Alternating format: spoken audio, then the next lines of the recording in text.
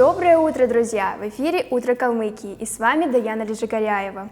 Сезон отпуска в разгаре, многие сейчас отдыхают на море, загорают на пляже, а кто-то предпочитает бархатный сезон летнему, ведь солнце не такое активное, а море все равно теплое. Кто еще не ездил отдыхать, следующая рубрика специально для вас.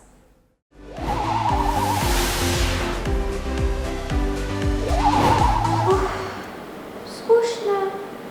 Надоел этот телефон. Мам, может, пойдем куда-нибудь? А то дома скучно. Ну, давай сходим, пойдем собираться.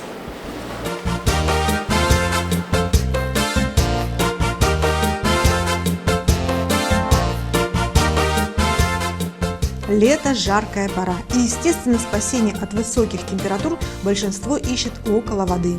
При этом по факту даже не сильно важно, какая это вода, открытая или в закрытом пространстве.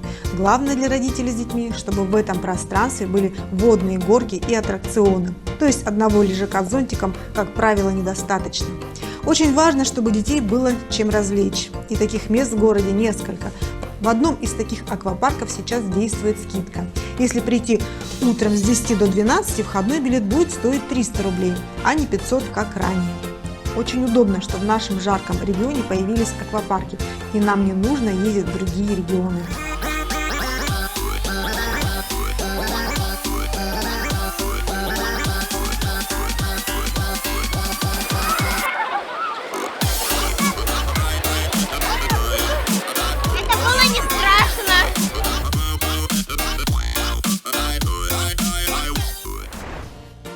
В городе можно найти много интересного, да и культурная жизнь в столице не замирает. Более доступный в смысле финансовом способ убежать от городской жары – отправиться в парк, тем более, что сегодня он оборудован в том числе и бесплатными развлечениями. Для детей созданы площадки как спортивного, так и развлекательного направления.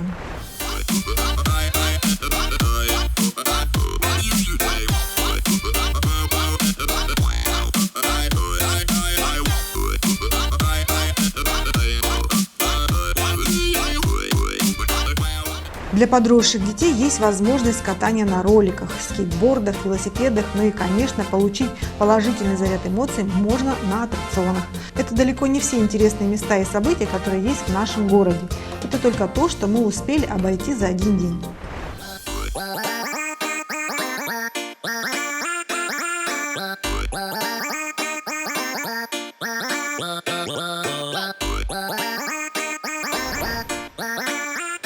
Ребята, бросайте все гаджеты, интернет.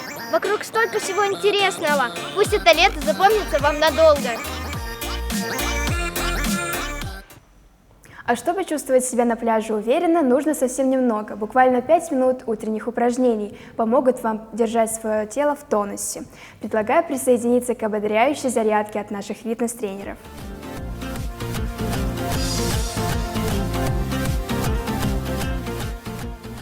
Добрый день, дорогие телезрители! Рада вас приветствовать в этом новом дне. Он у вас сегодня обязательно будет самым счастливым. Но чтобы ваше настроение не падало, всегда занимайтесь спортом. И сегодня я вам покажу классную тренировку, которая очень быстро приведет вас в форму. Мне сегодня помогут Гиляна, моя помощница, и также замечательная Татьяна. Итак, начнем. Первое упражнение у нас конька-бежец. Девочки уже заняли стартовые позиции. Отлично прокачивают ягодицы и ноги. Отводим ногу назад, противоположную руку на носочек. И поехали. Попрошу Татьяну сделать более быструю вариацию для продвинутого уровня. Ага, отлично. А Гиляна делает вариацию для новичков, простое отведение ноги и обязательно ручки, как мельничные хвосты. Следующее упражнение – бёрпи с разворотом. Гиляна делает легкую версию, Татьяна – сложную версию. Итак, девочки, начнем. Заняли позиции. Татьяна делает упражнение с прыжком. И Гиляна просто отводит ноги. Если вам тяжело, и вы только начали, следуйте за Гиляной. Затем перейдете на Танин уровень. Теперь мы будем делать упражнение Spider-Man. Для этого необходимо занять позицию положения планки И вперед будем выставлять ножки. Сначала начнем все одновременно. Поехали. Раз, два, наверх, выдох. И теперь я попрошу Таню показать более сложную версию. Обязательно в этом варианте нужно следить за дыханием, иначе сил не хватит. Таня молодец. А Гиляна делает простое переступание ногами. А сейчас мои любимые отжимания, но не простые, а золотые. Эти отжимания позволят вам хорошо прокачать вот именно плечевой пояс. Как они выполняются? Заняли позицию либо с ног, либо с колен, в зависимости от уровня подготовки. Делаем классическое отжимание. Наверх, выдох и ручку наверх.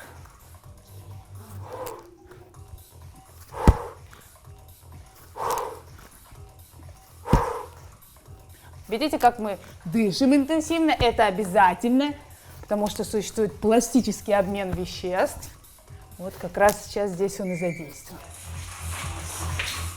Сейчас у нас будет веселое динамичное упражнение, оно вам обязательно понравится, а еще оно нравится нашим ножкам и талии. Итак, поехали с правой.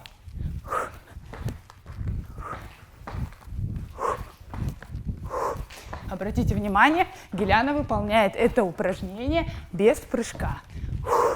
Смотрим всегда не в землю, а вперед, на себя в зеркальце.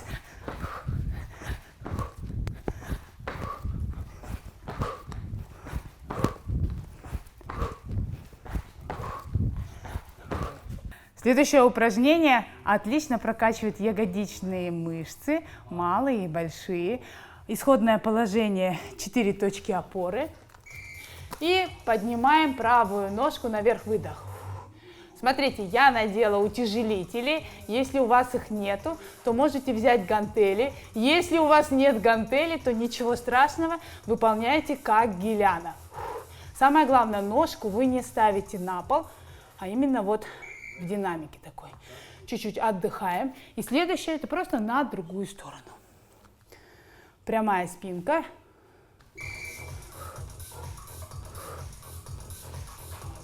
Татьяна, видите, у нее груз, поэтому ее амплитуда может быть чуть ниже. Этого не стесняйтесь. Но в целом у вас нога должна быть параллельно вашему тазу. Обязательно дыхание. Ух ты ж, уже болят. В конце я обычно завершаю сет всегда статичными упражнениями, но сегодня у нас всеми любимая планка, но под другим соусом, а именно обратным соусом. Посмотрите внимательно, как девочки выставились. Вот так у нас выглядит обратная планочка. Мы тянем вперед обязательно носочек. Многие делают ошибку за счет того, что выдвигают носки вперед. Нет, носок тянется вперед. За счет этого вот образуется такая струна. И это очень хорошее упражнение для мышц спины. Она разгружает спину. У тех, у кого болит спина, пожалуйста, стойте. Можно еще постоять. Ну что, как хорошо тебе стоится, Гиляна? Отлично. Вот мы и закончили свою тренировочку. Девочки, можете спуститься. Хочу сказать огромное спасибо своим помощницам Гиляне и Татьяне. А я вам, мои дорогие друзья, желаю всегда наслаждаться своими формами, всегда быть на позитиве. Помните, вы лучшее украшение этого мира. Пока-пока. До встречи на Nat Calm TV.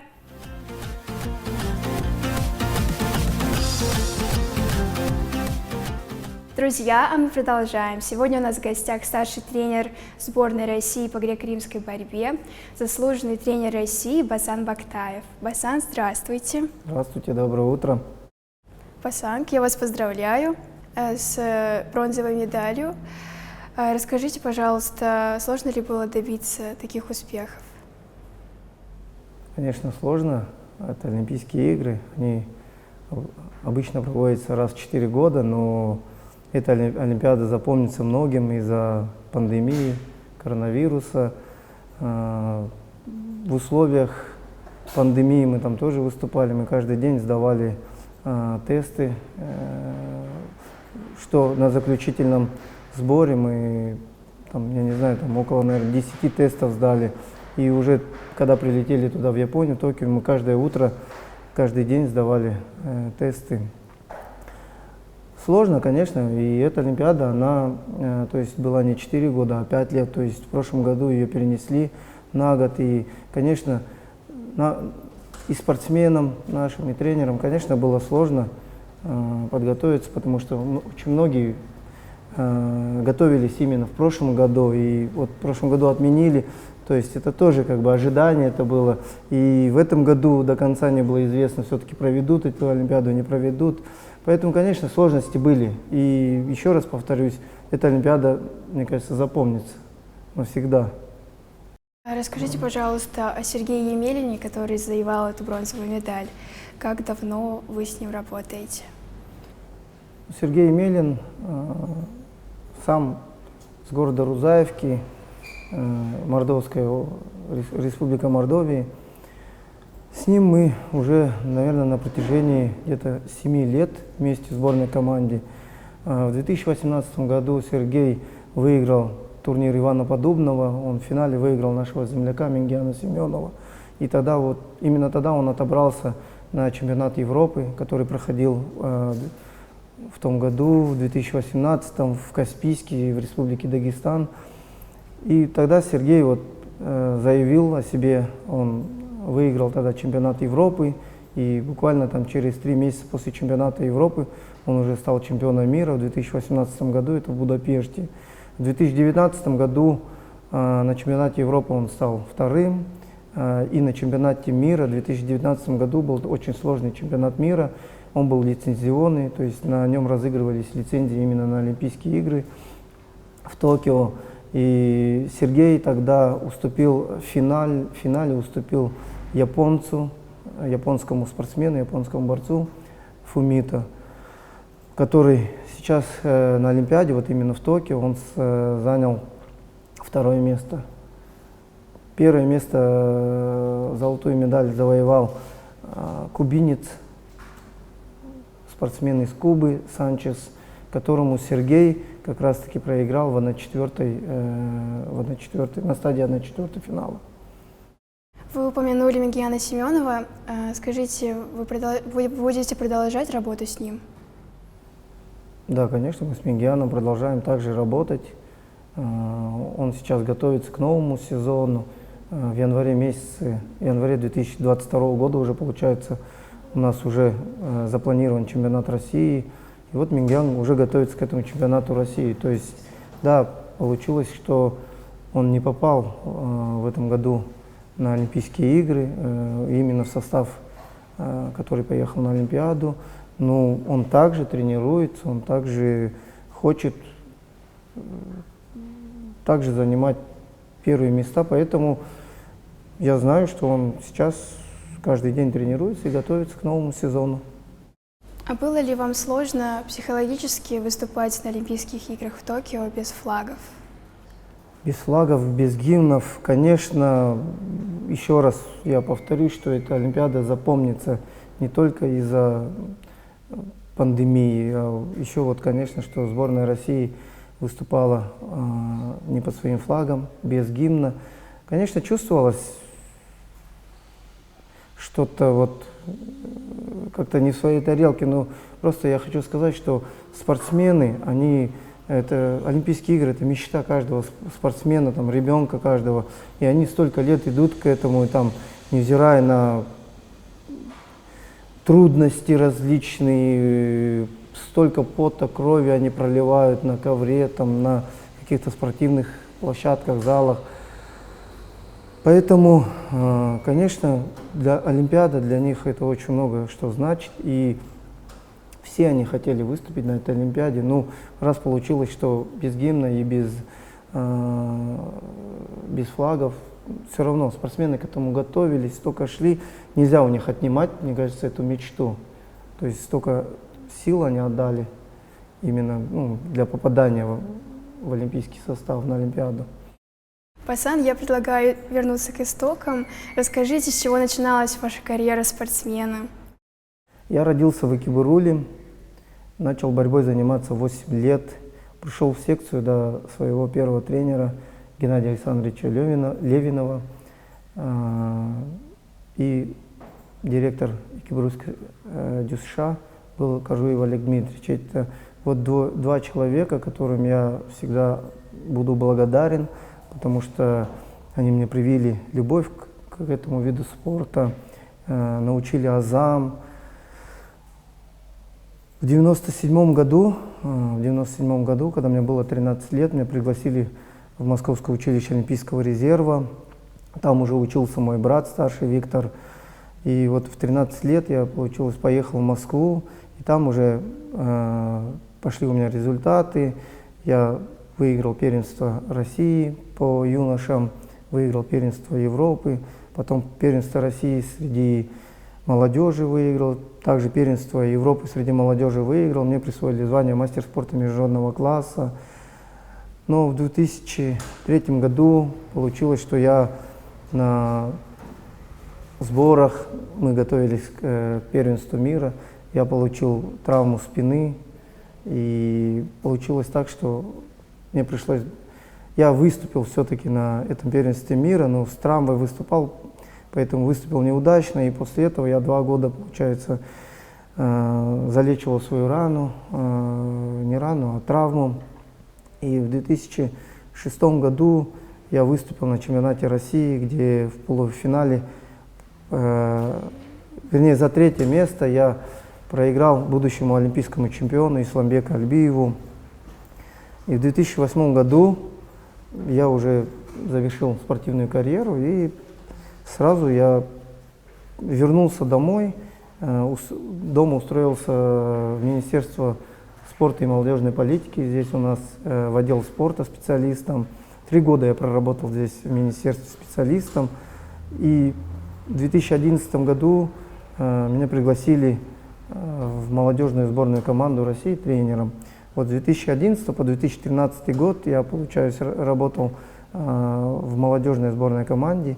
И в 2013 году главный тренер Гоги Мурманович Кугашвили, он самый известный очень борец, 5-кратный чемпион мира, призер Олимпиады, он уже пригласил меня к себе во взрослую команду. И вот, получается, с 2013 года вот до сегодняшнего дня я вот работаю во взрослой олимпийской национальной команде.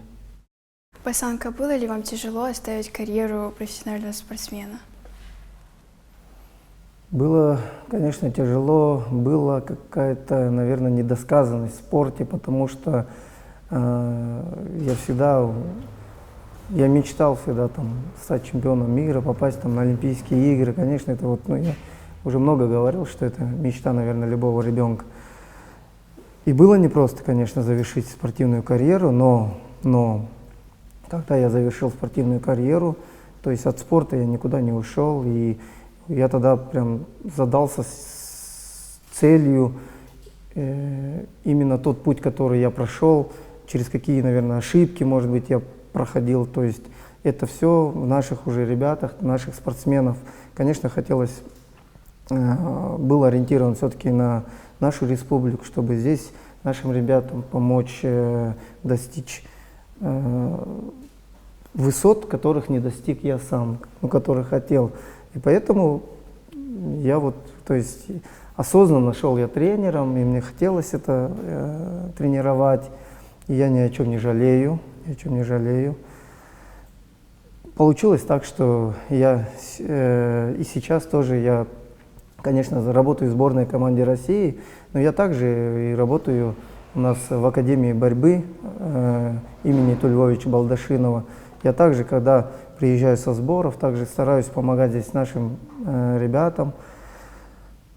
Помогать. Очень хочется, я очень мечтаю и очень хочу, конечно, чтобы именно наши ребята, то есть развивать здесь именно не только греко-римскую борьбу, но вообще спортивную борьбу. И я вообще такой сторонник, чтобы вообще спорт развивать именно у нас в республике. А расскажите, каково это вообще быть тренером? Вы чувствуете себя отцом? Чувствуете, что ваши подопечные — это ваши дети? Интересуетесь их жизнью, следите за их? Я скажу проще, что спортсменам, мне кажется, быть все-таки легче в психологическом как-то плане, ну и вообще. То есть, когда ты тренер, ты очень большие, вот ты очень сильно переживаешь, и когда спортсмен твой проигрывает, ты очень долго вот это анализируешь, почему проиграл, почему он там не добрал, почему там не... там проиграл, в том или ином моменте, поэтому и очень сильно переживаешь, то есть, а спортсмен, мне кажется, он проиграл, все, на следующий день он опять пришел на тренировку, опять тренируется, задался себе целью уже выиграть и уже идет, а ты, тренер, анализируешь, чтобы не допустить вот именно каких-то ошибок, каких-то провалов, вот хочешь все это убрать, поэтому, ну, тренером хочу сказать, что намного, мне кажется, сложнее быть. Пасанг, вот именно из-за того, что вы патриот, ваша семья все время находится в Калмыкии и не планирует переезжать. На самом деле нет, не планировали. И вот я еще раз повторюсь, в 2008, когда я вернулся вот, домой, я закончил Российский государственный университет физической культуры в Москве. Получилось, что я отслужил в армии, в ЦСКА. И я осознанно вернулся домой, мне хотелось, и я хотел именно вот помочь нашим ребятам, нашей молодежи, нашему молодому поколению, нашим спортсменам, детям нашим, помочь именно достичь каких-то результатов. Поэтому я не планирую никуда уезжать, я хочу именно здесь, я еще раз говорю, хочу вот развивать, хочу помогать здесь, именно чтобы наша республика развивалась. Может быть, это будет через спорт. Ну, мои цели такие, поэтому я никуда уезжать не собираюсь. Хочу жить дома и помогать своей республике. Говоря о семье, ваши дети занимаются спортом? Но у меня одна дочь, ей 7 лет, она вот в этом году идет в 1 класс в школу. А папа, как обычно, уже 20 августа уезжает на сбор, и на 1 сентября не буду. Но дочь у меня ходит на шахматы, занимается шахматами, в школу шахмат. И недавно, пару месяцев назад, мы отвели ее на секцию тэквондо. И вот она ходит сейчас на тэквондо. Но сейчас просто лето, сейчас такой перерыв, у них каникулы. Пока вот, можно сказать, месяц, пока никуда не ходим. Ну, ходит, ей нравится.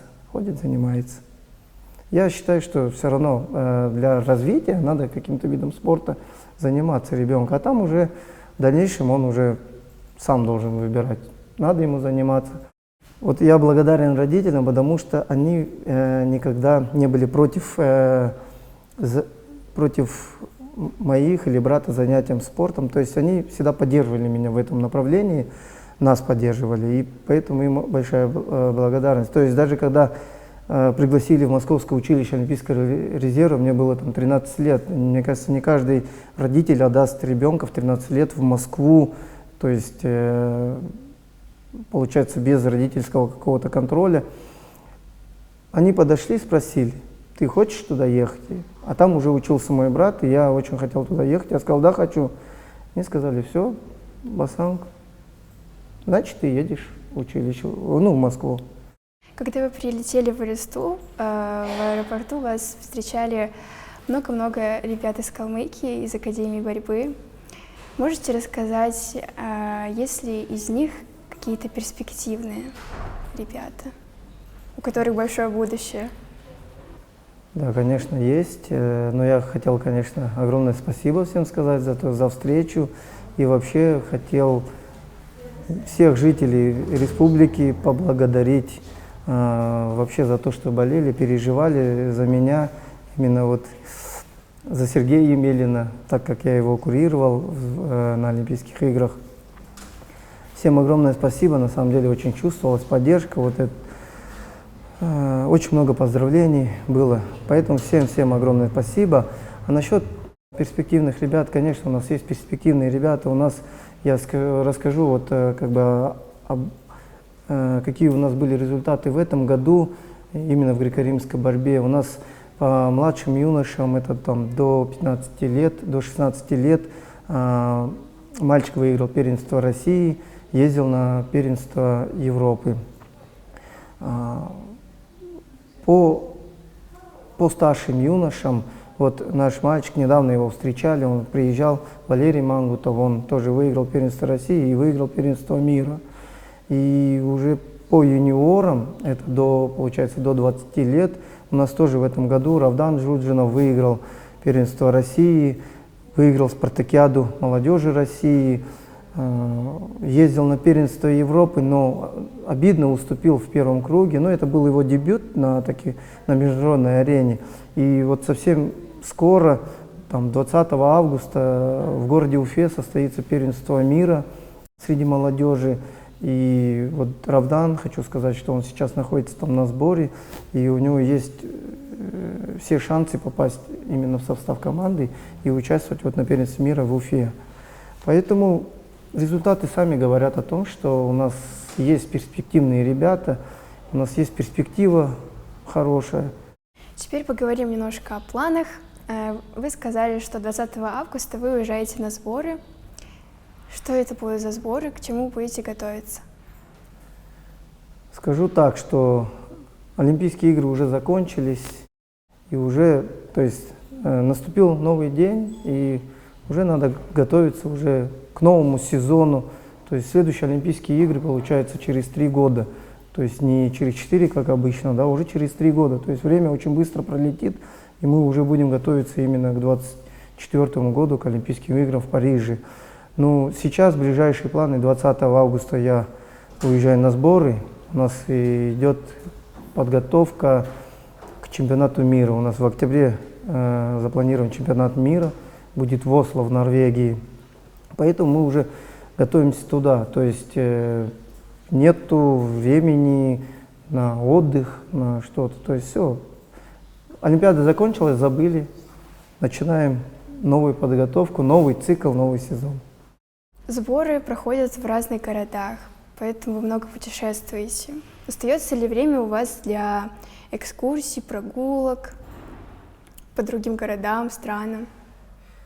Да, ездим мы много, много где я был. Вот сейчас, например, в Токио был, но на самом деле из-за вот этих всех мер карантинных получилось, я Токио видел только из окна автобуса, который нас возил из Олимпийской деревни в зал, где мы выступали, и обратно. И вот, то есть нигде мы погулять не могли, то есть не было возможности такой. А так обычно мы на соревнования ездим, на самом деле то же самое. Даже вот даже когда не было пандемии коронавируса, то есть мы всегда приезжали. У нас задача была только именно выступить на соревнованиях, а не увидеть что-то. Я помню, мы в 2017 году были в Париже, я был первый раз в Париже, и вот у нас соревнования закончились поздно, я не помню, наверное, в 11 где-то ночи мы только освободились, и в 6 утра мы уже должны были улетать. И я своим коллегам, тренерам сказал: поедемте, пожалуйста, на Эйфелеву башню, вот увидим ее, посмотрим. И вот мы там 12 часов ночи поехали на Эйфелеву башню, сфотографировались, посмотрели, и все, получилось. Поехали в гостиницу, вещи собрали и уже все, обратно домой. А почему вообще сразу уезжать? Ну это же несправедливо, вы должны как-то отдохнуть, увидеть что-то, разве нет? Нет, мы хотя бы один денечек. Мы едем на соревнования, у нас цель одна: выступить, выиграть, завоевать как можно медалей для нашей страны. Поэтому остальное, честно, нас не особо волнует. Басан, благодарю вас за чудеснейшую встречу, разговор, было очень интересно. И сейчас у вас есть возможность пожелать нашим телезрителям доброго утра. Спасибо вам огромное за приглашение. Хочу пожелать всем жителям нашей республики доброго утра. Хочу пожелать всем здоровья, занимайтесь спортом. Молодежи хочу пожелать, чтобы слушали старших, советы старших. Ну и будьте здоровы, занимайтесь спортом еще раз.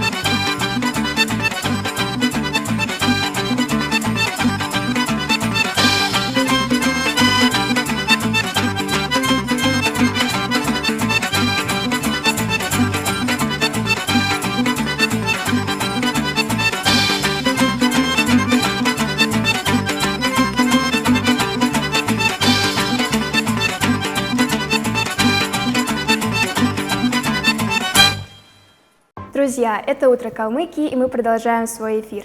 В Национальном музее имени Пальмова в онлайн-формате открылась передвижная выставка, посвященная столетию со дня рождения выдающегося ученого-физика Андрея Дмитриевича Сахарова. Он известен как создатель водородной бомбы, гуманист, обладатель премии мира 1975 года за свою борьбу за права политических заключенных и отмену смертной казни. На 18 стендах представлены фотографии и документы из фондов архивов Сахарова, музея и библиотеки Сахаровского центра, информационных агентств и частных коллекций. В течение года выставка охватит 70 регионов страны. В Калмыкии экспозиция пробудет до 6 сентября. Рада вас приветствовать на нашей новой выставке Музея национального Калмыкии. Эта выставка к нам поступила в рамках празднования столетия нашего музея в этом году. Задумано очень много проектов, в том числе и обменных выставок, передвижных, стационарных.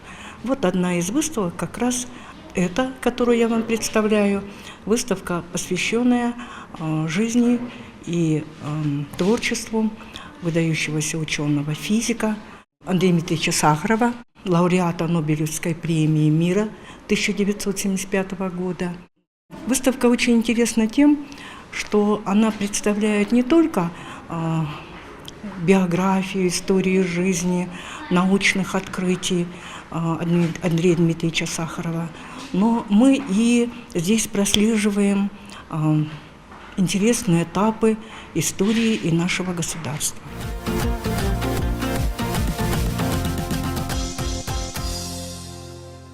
О других событиях смотрите в нашем информационном блоке. Врач-иглорефлексотерапевт, кандидат медицинских наук Дольган Лиджиев, покоривший Северный полюс в экспедиции известного путешественника Федора Конюхова, ответил на вопросы журналистов в ходе брифинга на площадке РИА Калмыкия. Наш земляк, который долгое время живет и работает в Москве, ведет активную жизнь. Он не только путешествует, но и снялся в нескольких художественных фильмах и сериалах, занимается горными лыжами, дайвингом, сноубордингом, треккингом и практической стрельбой. В 2012 году Лиджиев участвовал в летних Паралимпийских играх в Лондоне в качестве врача паралимпийской сборной команды России. Восточной медициной и иглорефлексотерапией Дольган Лиджиев начал заниматься в 1983 году, будучи студентом Горьковского медицинского института имени Кирова. Благодаря его методам лечения поправить здоровье смогли десятки тысяч пациентов со всего мира. Дольган Лиджиев – основатель калмыцкой энергетической дыхательной гимнастики. В настоящее время им готовится цикл лекций по восточным практикам. Реабилитационно-восстановительные центры доктор восточной медицины открыл на Тяньшане, Алтае, Байкале и совсем скоро планирует создать в Калмыкии. Ну а экспедиция на Северный полюс – это своеобразный эксперимент, который помогает совершенствовать свои знания. Понимание Северного полюса – это что? Это когда меридианы все сходятся, и там получается, если взять, то часовых поясов там нету. В восточной медицине каждые 2 часа какой-то один из каналов делегирует энергию. Для меня было интересно, как будет реагировать организм на точке, где абсолютно ноль, где не меняются каналы. Температура у меня опускалась до 35,4. Понимая, что ко мне на лечение приезжают люди именно с северных областей и с определенным диагнозом, действовать в плане лечения я должен несколько по-другому, с учетом того, что они проживают и родились именно ближе к холоду. В ноябре состоятся учения Его Святейшества Далай-ламы XIV для буддистов России. Об этом сообщил почетный представитель Далай-ламы в России, Монголии и странах СНГ Тела Тулкурин Паче. Мероприятие пройдет 4 и 5 ноября текущего года. В связи со сложной эпидемиологической ситуацией в этот раз учения духовного лидера снова пройдут в режиме онлайн. Основной темой станет объяснение фундаментального трактата Майтреи. В ближайшие дни будет объявлена регистрация и опубликована полная программа, в которую войдут также и пояснительные лекции ведущих буддийских наставников, художественные и документальные фильмы о жизни и благой деятельности духовного лидера. Организаторами мероприятия традиционно выступает Центральный хор Калмыкии, Золотая обитель Будды Шакьямуни, Буддийский центр Бурятии Ринпоче Бакша, Объединение буддистов Тувы и Московский фонд содействия сохранению культурных и философских традиций тибетского буддизма «Сохраним Тибет». Стартовал прием заявок на всероссийский грантовый конкурс «Молоды душой». Конкурс является уникальной инициативой в стране по поддержке добровольческих инициатив людей старшего поколения. Его ежегодно организует Ассоциация волонтерских центров при поддержке благотворительного фонда «Память поколений» и Министерства труда и социальной защиты России. В этом году предусмотрено 2 направления – волонтерские центры и социальные проекты. Победители получат гранты на реализацию своих проектов до 200 тысяч рублей. Помимо финансовой поддержки, авторы работ получат возможность обучения у ведущих экспертов в области серебряного волонтерства и сопровождения проекта со стороны организаторов. Заявочная кампания продлится до 30 августа. Онлайн-защита проектов финалистами конкурса пройдет с 14 сентября по 2 октября. Итоги конкурса подведут 5 октября. Сборная Калмыкии по конной стрельбе из лука продолжает завоевывать пьедесталы победителей. К примеру, в прошлом месяце единственная женщина в нашей сборной Далма Джеева стала победителем чемпионата России по конной стрельбе из лука среди женщин. Сегодня моя коллега Валерия Буваева побывала у нее в гостях. Доброе утро, дорогие друзья! Мое утро сегодня началось с Далмой Джеевой, чемпионкой России по конной стрельбе. Доброе утро, Далма. Доброе утро. Поздравляю тебя с недавней победой. Расскажи, как это было. Это было нелегко. Нас было 18 участниц со всех регионов России. Борьба была сильная. Я, получается, взяла первое место в маршруте Кабак и в общем зачете первое место. Психологически было тяжело. Но благодаря поддержке наших земляков, меня много кто поддержал, очень-очень прям. Я чувствовала издалека всех на расстоянии и всех благодарю земляков наших. А сколько дней проходили соревнования? Соревнования проходили 1 день, но я приехала заранее, за несколько дней, чтобы познакомиться с конем, познакомиться с маршрутом и вот. Ой. Все, не бойся, Дюша, на меня смотрим, Дюша, смотрим. Ага. Далма, расскажи, как ты познакомилась вообще с конной стрельбой, как ты начала знакомство с лошадьми? Ну, верхом я сижу с 6 лет, меня познакомил, с конем, вот именно привил любовь к верховой езде мой отец. Вот, 6 лет сижу верхом, а с конной стрельбой я познакомилась в прошлом году, в ноябре месяце.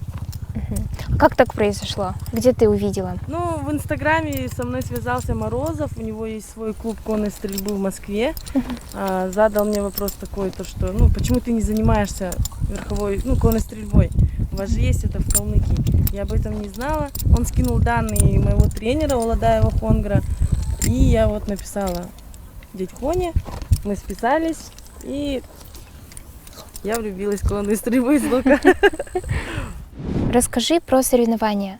Помнишь ли ты первые свои соревнования? Чем они тебе запомнились? Первые соревнования мои были в Дербетах.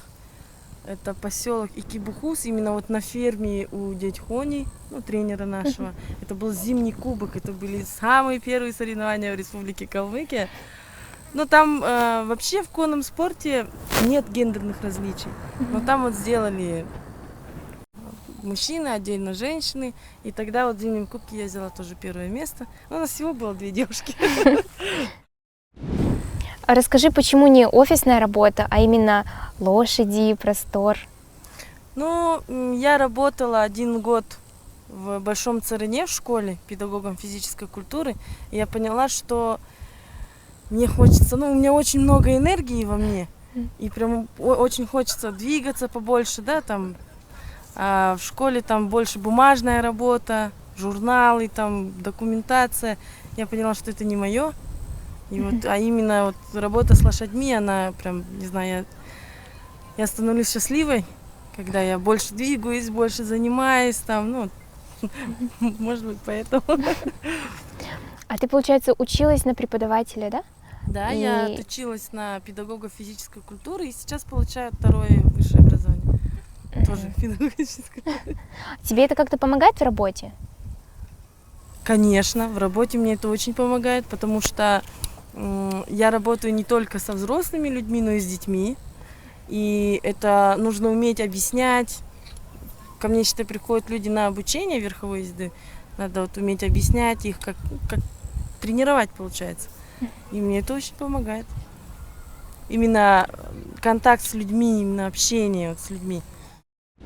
Далма, вот скажи, я, например, никогда не занималась стрельбой, и смогу ли я достичь таких же результатов за короткий период времени? Конечно, конечно, все возможно. Главное желание, стремление. Вот приходят, да, вот обучаться. Первое, что нужно, это научиться ездить верхом, правильно, сидеть в седле, держаться. Затем уже можно уже научиться стрелять из лука, все это совместить и все. Вот многие девушки боятся коня именно почему-то. Многие желают заниматься, но они боятся перебороть этот страх. Сюда левую ножку. Ага. Левая, это которая сейчас? Тут не хочу. Ты совсем растерял. Лук стрелять. Не в ту сторону стрельнешь. Давай. Давай, не бойся. О.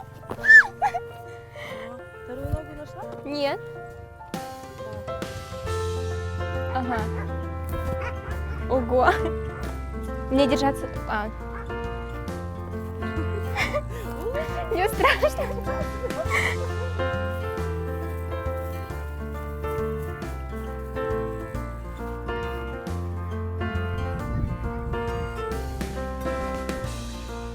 Ага, слезать как?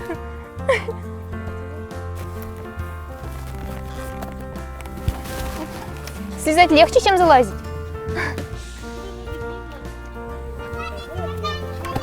Спасибо.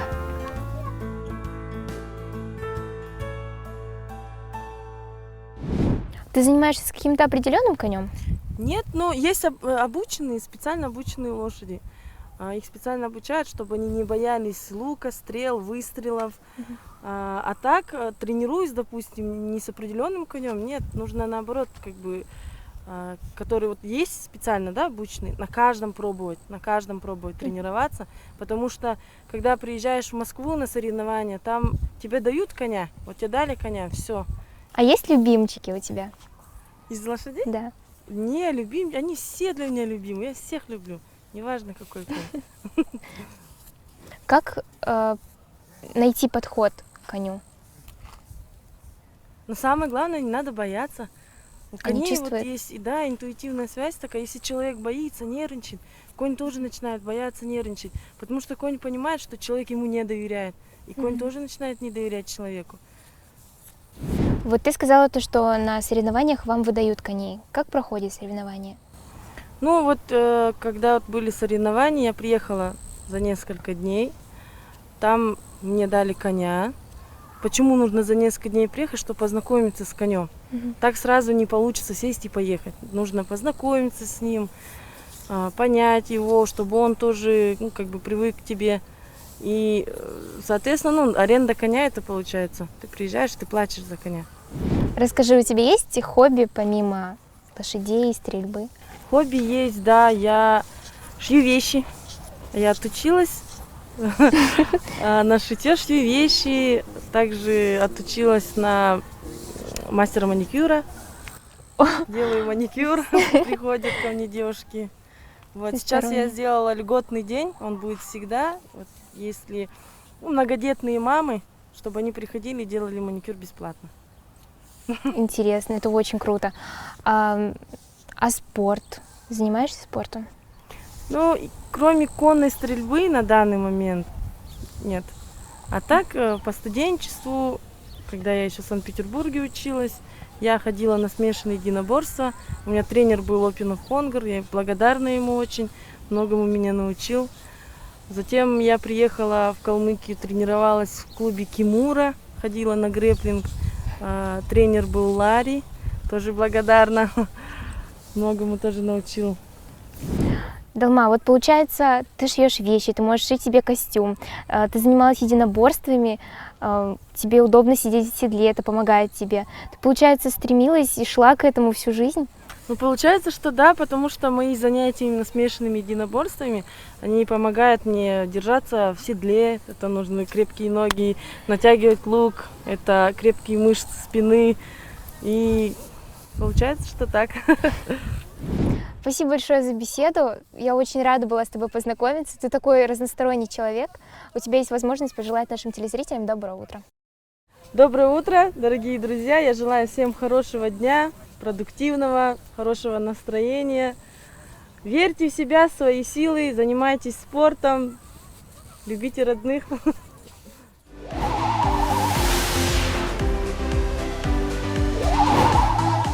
Друзья, наш эфир близится к завершению. По традиции расскажем, как пройдет этот день. На календаре 10 августа, третий лунный день. Это период активной борьбы, напора и агрессии. Пассивность недопустима. Как построите сегодня отношения, ситуацию, дела и тому подобное, такими они и будут весь лунный месяц. И если вы что-то хотите принципиально изменить в своей жизни, то это следует сделать именно в этот день. На любые предложения следует обращать внимание, поскольку они очень часто могут дать позитивный эффект. На этом у меня все. С вами была Даяна Лиджигаряева. Всем желаю только положительных эмоций в этот день. Пока-пока!